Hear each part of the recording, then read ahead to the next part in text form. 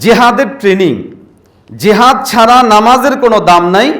বর্তমানে নামাজের উদ্দেশ্য বিকৃত হয়ে গেছে। বর্তমানের নামাজ হলো মরা নামাজ। আমরা সবাই জানি যে লা ইলাহা ইল্লাল্লাহ এর অর্থ হচ্ছে আল্লাহ ছাড়া কোনো ইলাহ নাই বা মাবুদ নাই। কিন্তু হিজবুত তাওহীদের যতগুলো গ্রন্থ আপনি পড়বেন, সমস্ত গ্রন্থের মধ্যেই আপনি পাবেন তারা সেখানে অনুবাদ করছে আল্লাহ ছাড়া কোনো আদেশদাতা নেই। আল্লাহর মুজিজা হিজবুত তাওহীদের বিজয় ঘোষণা। এখানে ৯ নম্বর পৃষ্ঠায় তারা লিখছেন, আল্লাহ রসুলের বিদায় নেওয়ার ১৪০০ বছর পার হয়ে গেছে। এই দীর্ঘ সময়ে তার প্রকৃত ইসলাম বিকৃত হতে হতে এখন আর বিকৃত কঙ্কালটি ছাড়া কিছুই অবশিষ্ট নেই। এমন সময় আল্লাহর রহমে এই জমানার ইমাম জনাব মোহাম্মদ বাইজিদ খান পন্নী আবার সেই হারিয়ে যাওয়া প্রকৃত ইসলাম বুঝতে পেরেছেন। আমাদের ইমাম বলছেন, বর্তমানে সারা দুনিয়ায় ইসলাম হিসেবে যে ধর্মটি চালু আছে সেটি আল্লাহর দেওয়া প্রকৃত ইসলাম নয়, বরং প্রকৃত ইসলামের সম্পূর্ণ বিপরীত। আমার কাছে একটা বই আপনারা দেখছেন, যুগ সন্ধিক্ষণে আমরা। এই বইয়ের পিছনে বাইজিদ খান পন্নীর সংক্ষিপ্ত পরিচয় তুলে ধরা হয়েছে। সেখানে লিখছে, হিজবুত তাওহীদের এই নামে সূচনাটা ১৯৯৫ সাল থেকে বাইজিদ খান পন্নী সাহেবের হাত ধরে। তবে এই আন্দোলনের সূচনা ১৯৯৫ বললে ভুল হবে, এবং বাইজিদ খান পন্নীকেই এই আন্দোলনের বা এই চিন্তার ধারক বাহক মনে করলে আমরা ভুল করব। বরং এই চিন্তাটা আরও অনেক আগ থেকে শুরু হয়েছে। বাইজিদ খান পন্নী যাদের মাধ্যমে, যাদেরকে অনুসরণ করে মূলত হিজবুত তাওহীদ শুরু করেছেন, তার মধ্যে অন্যতম ব্যক্তি হচ্ছেন যিনি পাকিস্তানের এনায়েতুল্লাহ মাশরিকি। তার একটা আন্দোলন ছিল, সেই আন্দোলনকে কেন্দ্র করে তাহরিকে খাকসার, এই তাহরিকে খাকসার আন্দোলনের যেই কার্যক্রম, যেই তৎপরতা, ওই কার্যক্রমগুলোকেই এই বাইজিদ খান পন্নী তিনি পরবর্তী সময়ে তার মতো করে শুরু করেন ১৯৯৫-তে। এই জন্য আমরা শুরুতেই একজন ব্যক্তির চিন্তা ভাবনা ইত্যাদি বুঝার সহজার্থে তার পিছনে কারা আছে, কার কাছ থেকে সে চিন্তাগুলো নিয়েছে, এই বিষয়গুলো পরিষ্কার হয়ে নেব। আমার কাছে একটা বই আপনারা দেখছেন, যুগ সন্ধিক্ষণে আমরা। এই বইয়ের পিছনে বাইজিদ খান পন্নীর সংক্ষিপ্ত পরিচয় তুলে ধরা হয়েছে। সেখানে লিখছে, আন্দোলনের এই চরম মুহূর্তে তরুণ ইমামুজ্জামান আল্লামা এনায়েতুল্লাহ খান আল মাশরিকি প্রতিষ্ঠিত তেহরিকে খাকসার নামক আন্দোলনে যোগ দিয়ে ব্রিটিশ বিরোধী সংগ্রামে জড়িয়ে পড়েন। সেই সুবাদে তিনি এই সংগ্রামের কিংবদন্তি তুল্য নেতৃবৃন্দের সাহচর্য লাভ করেন, যাদের মধ্যে মহাত্মা গান্ধী, কায়েদে আজম মোহাম্মদ আলী জিন্নাহ, অরবিন্দ ঘোষ, হোসেন শহীদ সোহরাওয়ার্দী এবং সৈয়দ আবুল আলা মওদুদি অন্যতম। অর্থাৎ তিনি তার চিন্তার জায়গাগুলো এবং সাহচর্যের জায়গাগুলো এই ব্যক্তিত্বদের কাছ থেকে নিয়েছেন, তাদের লিখিত বই থেকে এটা পরিষ্কার হয়। হিজবুত তাওহীদ সম্পর্কে অনেক গ্রন্থ আমাদের সংগ্রহে আছে। বাকি সমস্ত গ্রন্থগুলোর যেই সমস্ত ভ্রান্তিগুলো, বিচ্যুতিগুলো, কুফুরিগুলো, সেটা বুঝার সহজার্থে আমরা তাদের লিখিত একটা বই আল্লাহর মুজিজা হিজবুত তাওহীদের বিজয় ঘোষণা, এই বই থেকে যদি আলোচনা শুরু করি, তাহলে হিজবুত তাওহীদের যাবতীয় কার্যক্রম, তৎপরতা, তাদের চিন্তার জায়গা এবং ভ্রান্তির জায়গাগুলো আমাদের সামনে পরিষ্কার হবে। আমি যে বিষয়গুলো আপনাদের সামনে তুলে ধরব সেটা হলো এই, যে মূলত হিজবুত তাওহীদের এই ব্যক্তিরা, তাদের যিনি ইমামুজ্জামান, তাদেরকে মূলত নবীদের সমপর্যায়ে সাব্যস্ত করার জন্য এবং তাকে নবীদের সমপর্যায়ে মনে করে ওই মানের তিনি মান্যবর, এই অবস্থানে তারা নিয়ে গিয়েছেন এবং তারা ওই টার্গেটেই তারা কাজ করছেন। এই জন্য যেমন আমরা জানি আল্লাহর পক্ষ থেকে আম্বিয়া কেরামদেরকে দলিল হিসাবে প্রামাণিক জায়গা থেকে আল্লাহ সুবহানাহু ওয়া তাআলা বিভিন্ন মুজিজাত প্রকাশ করিয়েছেন। হিজবুত তাওহীদও তাদের ইমামের জন্য মুজিজার দাবি করেছে। তবে তাদের মুজিজাগুলো কতটা হাস্যকর এবং কতটা মানে বাজে এই বিষয়টা আপনাদের সামনে একটু পরে পরিষ্কার করছি। এখানে 9 নম্বর পৃষ্ঠায় আল্লাহর মুজিজা হিজবুত তাওহীদের বিজয় ঘোষণা, এখানে 9 নম্বর পৃষ্ঠায় তারা লিখছেন, আল্লাহ রসুলের বিদায় নেওয়ার 1400 বছর পার হয়ে গেছে। এই দীর্ঘ সময়ে তার প্রকৃত ইসলাম বিকৃত হতে হতে এখন আর বিকৃত কঙ্কালটি ছাড়া কিছুই অবশিষ্ট নেই। এমন সময় আল্লাহর রহমে এই জমানার ইমাম জনাব মোহাম্মদ বাইজিদ খান পন্নী আবার সেই হারিয়ে যাওয়া প্রকৃত ইসলাম বুঝতে পেরেছেন। আমাদের ইমাম বলছেন, বর্তমানে সারা দুনিয়ায় ইসলাম হিসেবে যে ধর্মটি চালু আছে সেটি আল্লাহর দেওয়া প্রকৃত ইসলাম নয়, বরং প্রকৃত ইসলামের সম্পূর্ণ বিপরীত। প্রকৃত ইসলামটা কি তাও তিনি মানব জাতির সামনে পেশ করেছেন। এখন প্রশ্ন হলো, তার এই কথা সত্য না অসত্য তা আমরা কি করে বুঝব? বর্তমানে চালু থাকা হাজার হাজার ইসলামী মতবাদের ভিড়ে তারটাই যে সত্য সেই ব্যাপারে কি করে নিঃসন্দেহ হব? একমাত্র পথ, আল্লাহ যদি পূর্বের মতো কোনো মুজিজা ঘটিয়ে জানিয়ে দেন সেক্ষেত্রেই আমরা বুঝতে পারবো। কিন্তু আমাদের ইমাম নবী রাসূল নন যে আল্লাহ তার মাধ্যমে মুজিজা ঘটাবেন, তাই এখন কোনো বিষয়কে সত্যায়ন করার প্রয়োজন হলে তার নিজেকেই মুজিজা প্রদর্শন করা ছাড়া আর কোনো পথ নেই। এতটুকু কথা থেকে পরিষ্কার হয়, পরবর্তী যে ঘটনাটা বর্ণনা করেছে আমি বর্ণনা করব আপনাদের সামনে। তারা দাবি করছে পূর্ববর্তী নবীদের যেমন মুজিজা প্রকাশ পেয়েছে, বাইজিদ খান পন্নীরও মুজিজা প্রকাশ পেয়েছে। শুধু এতটুকু না, তারা এই বইয়েরই 33 নম্বর পৃষ্ঠার মধ্যে দাবি করছে যে আল্লাহর সংখ্যার মুজিজা দ্বারা পবিত্র কোরআনকে যেমন সত্যায়ন করেছেন, একইভাবে ইমামের সেদিনের ভাষণটিকেও তিনি সংখ্যার মুজিজা দিয়ে সত্যায়ন করেছেন। এই দৃষ্টিকোণ থেকে আল কোরআন ও ইমামের ভাষণটি একই পর্যায়ভুক্ত হয়ে যায়। এত আস্তে নাউজুবিল্লাহ বললেন। ইমামের বক্তব্য এবং কোরআনকে একই পর্যায়ভুক্ত দাবি করা হয়েছে সুস্পষ্টভাবে। তাহলে একটু গভীরভাবে লক্ষ্য করি যে নবীদের যেই কথা আল্লাহর পক্ষ থেকে ওহী আসা সরাসরি দাবি না করলেও এই লেখা দ্বারা এতটুকু দ্বারা স্পষ্টই বোঝা যাচ্ছে যে তারা তাদের ইমামের ওই বক্তব্যটা, ওই দিনের বক্তব্যকে কোরআনের সমপর্যায়ে সাব্যস্ত করতে চাচ্ছেন। 24 নম্বর পৃষ্ঠার মধ্যে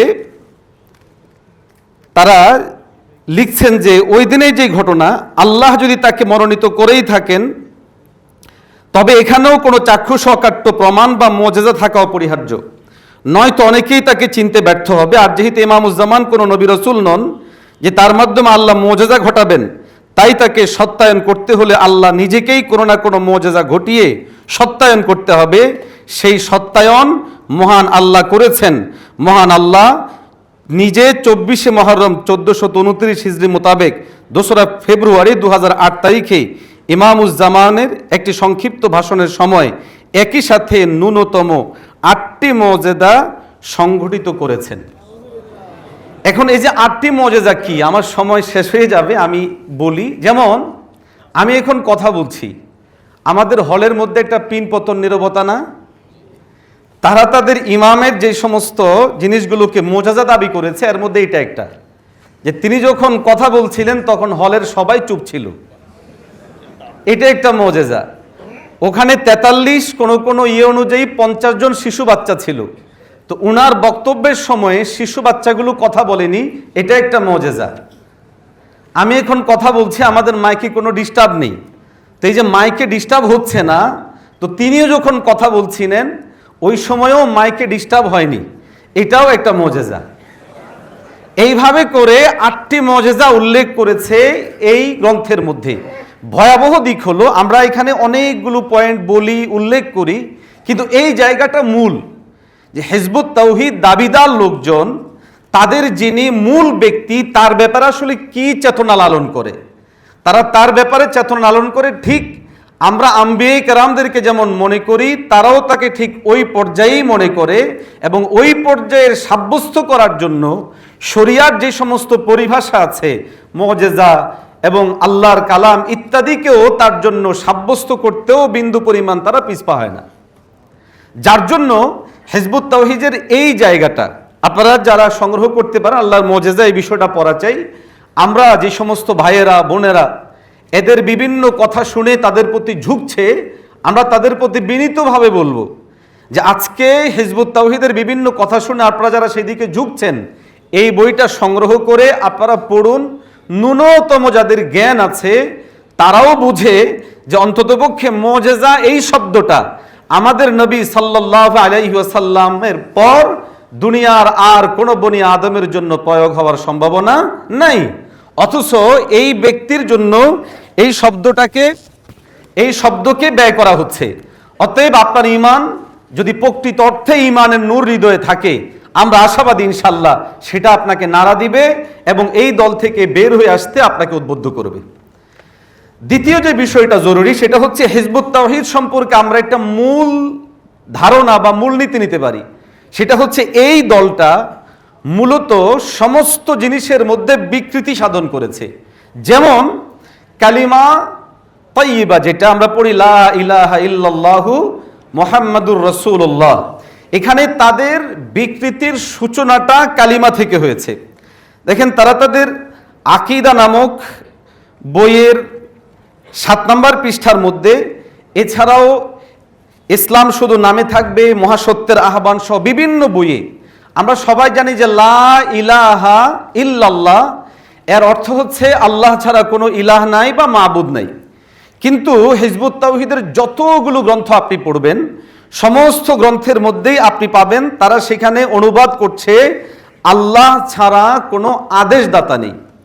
এই যে আল্লাহ ছাড়া কোনো আদেশদাতা নেই, লা ইলাহা, এই ইলার এই অর্থটা এবং এইভাবেই অর্থ, এবং তারা মাবুদ শব্দ যেটা আমরা ব্যবহার করি এই শব্দ ব্যবহারে তারা প্রচণ্ড রকমের বিরোধী। দ্বিতীয় নম্বর হচ্ছে তাদের বিকৃতি যেটা, সেটা হচ্ছে নামাজের ক্ষেত্রে। একটা তো বিকৃতি যেটা আমরা সবাই দেখি, তারা যেভাবে নামাজ পড়ে, বিভিন্ন ভিডিওতেও আপনারা দেখেছেন, অনলাইনে সার্চ দিলেও হিজবুত তাওহীদের নামাজ, এটা একটা ভিন্ন রকমের নামাজ। তো বাহ্যিকভাবে তারা যেমন এটাকে ভিন্ন একটা রূপ দিয়েছে, ভাবনার জায়গাটাতেও তারা এখানে ভিন্ন একটা রূপ দিয়েছে। যেমন ইসলাম শুধু নাম থাকবে, এই বইয়ের 111 নম্বর পৃষ্ঠার মধ্যে তারা দাবি করছে, আমি আপনাদেরকে পড়ে শোনাচ্ছি। 111 নম্বর পৃষ্ঠায় না, আচ্ছা, ইসলামের প্রকৃত সালা, এটার 22, 30 এবং 32 কয়েক জায়গাতে উল্লেখ আছে। সেখানে লিখছে যে নামাজ কোনো ইবাদত নয়, জিহাদের ট্রেনিং, জিহাদ ছাড়া নামাজের কোনো দাম নাই। বর্তমানে নামাজের উদ্দেশ্য বিকৃত হয়ে গেছে, বর্তমানের নামাজ হলো মরা নামাজ।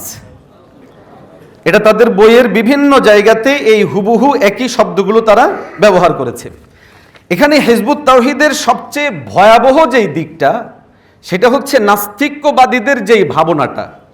এবং আমরা আরো বেশ কিছু তৎপরতা আমরা দেখি বাংলাদেশে, যেমন একটু আগে আমাদের উত্তরার খতিব সাহেব বললেন কোয়ান্টাম মেথডের যে তৎপরতা, একইভাবে ইত্তেহাদুল আদিয়ান, বিভিন্ন ধর্মকে একীভূত করে উপস্থাপনের যেই প্রক্রিয়া, যেই প্রসেসটা, এবং সমস্ত ধর্মগুলোই সঠিক এবং এখনো পর্যন্ত কার্যকর, এই যে ভাবনাটা, হিজবুত তাওহীদ মূলত তারা এই জায়গাটাকে প্রতিষ্ঠিত করতে চায়। যার জন্য তারা তাদের বিভিন্ন গ্রন্থে, যেমন শ্রেণীহীন সমাজ, সাম্যবাদ, প্রকৃত ইসলাম, এই গ্রন্থে তারা লিখছেন যে আমরা বলি না যে আপনারা আল্লাহ বিশ্বাসী হয়ে যান, মুমিন হয়ে যান, পরকালে বিশ্বাসী হয়ে যান।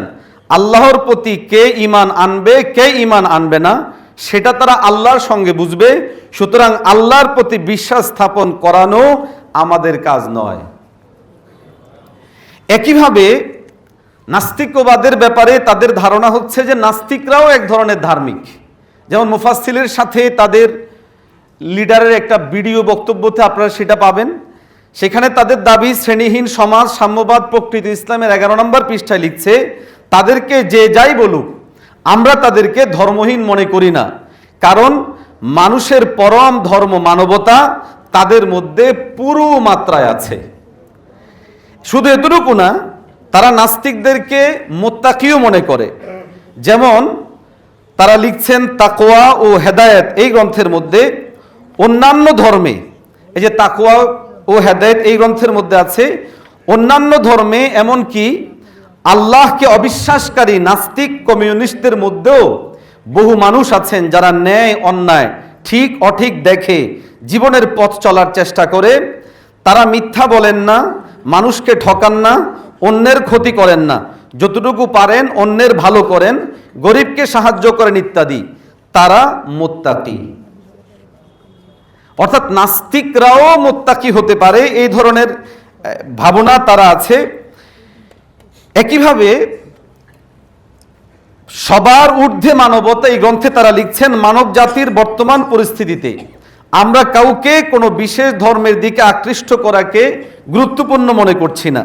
মহাসত্যের আহ্বানের 105 নম্বর পৃষ্ঠায় লিখছে, আমরা কাউকে ইসলাম, হিন্দু, বৌদ্ধ, খ্রিস্টান বা ইহুদি ইত্যাদি কোনো বিশেষ ধর্মের প্রতি আকৃষ্ট করছি না। মুহতারাম হাজিরিন, এইভাবে প্রায় কয়েকশো রেফারেন্স আমাদের কাছে আছে, যেই রেফারেন্সগুলো প্রমাণ বহন করে ঈমানের যে দাওয়া, মুমিনদের যে দাওয়া এবং একজন মুসলমান হিসেবে আমাদের যে জিম্মাদারি, এই জিম্মাদারির কোনোটাই বর্তমান সময়ের যে হিজবুত তাওহীদওয়ালারা না, তারা সেটা তাদের মিশন ভীষণ মনে করে, বরং তাদের কার্যক্রম এবং দাওয়াতের মধ্যে যে সমস্ত বিষয়গুলো আছে এর পুরোটাই বিভিন্ন কুফরি শক্তিকে সহায়ক হিসেবে ভূমিকা পালন করার জন্যই তাদের কার্যক্রমগুলো।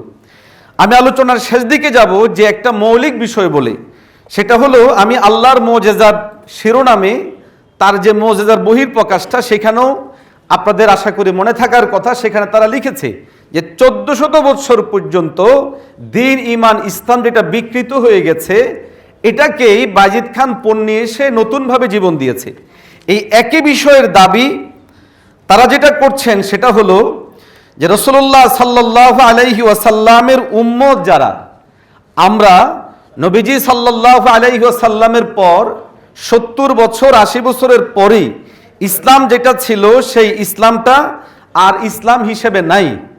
এখন একটু আমরা খেয়াল করি, যদি সেটাই হয়, সেই 70 বছর 80 বছরের পর যে ইসলাম সেটা শেষ হয়ে গিয়েছে, আর নাই, আর আজকে 1400 বছরের পরে এসে বাজিদ খান পন্নী সে ইসলামের নতুন এক জাগরণ তৈরি করেছে।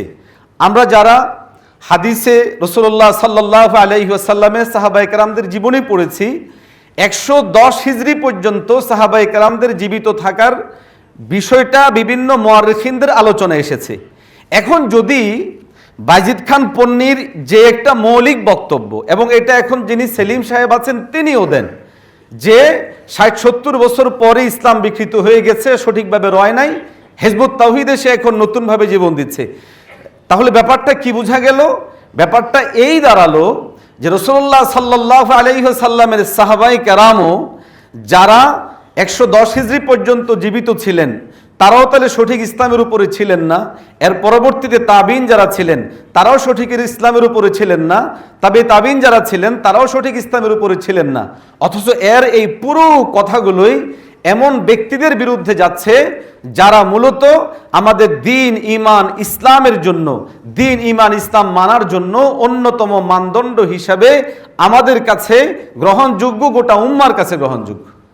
সম্মানিত হাজিরিন, আমরা আমাদের আজকের আলোচনার মাধ্যমে আমাদের যারা আজকে এখানে শুনছেন বা আরও যারা আলোচনাগুলো শুনবেন অনলাইনে যাওয়ার পর, সবার প্রতি দরদে দিল থেকে এই আহ্বানটুকু জানাবো, আপনি আপনার বিবেককে প্রশ্ন করুন যে রাসূলুল্লাহ সাল্লাল্লাহু আলাইহি ওয়াসাল্লাম সহ তার সাহাবায়ে কেরামরা যার বয়ান বক্তব্যের কারণে প্রশ্নবিদ্ধ হয়, যার কাজ যার কথার সাথে নবীজি সাল্লাল্লাহু আলাইহি ওয়াসাল্লাম কিংবা সাহাবায়ে কেরামদের কোনো আমলের মিল নাই, যিনি নিজে কোরআনুল কারীম তেলাওয়াত করতে পারেন না, যার আমলের মধ্যে ন্যূনতম রাসূলুল্লাহ সাল্লাল্লাহু আলাইহি ওয়াসাল্লামের আমলের সাথে সামান্যতম মিল নাই, এই ব্যক্তি কখনো কোনোদিন অন্তত আমাদের অনুষ্ঠিত ব্যক্তিত্ব হতে পারে না।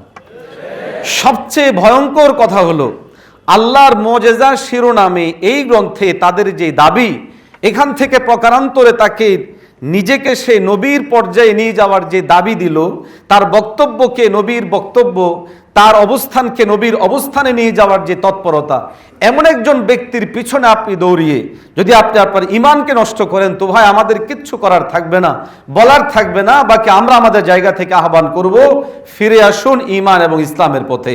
আল্লাহ রাব্বুল আলামিন আমাদের সবাইকে হেদায়েত দান করেন, আমিন। আমাদের যে সমস্ত ভাইয়েরা এই ভ্রান্ত মতবাদে সংযুক্ত হয়ে ইমান হারাচ্ছে, আল্লাহ পাক তাদেরকেও হেদায়েতের পথে চলার তৌফিক দান করেন, আমিন। ওয়া আখিরু দাওয়ানা আলহামদুলিল্লাহি রাব্বিল আলামিন।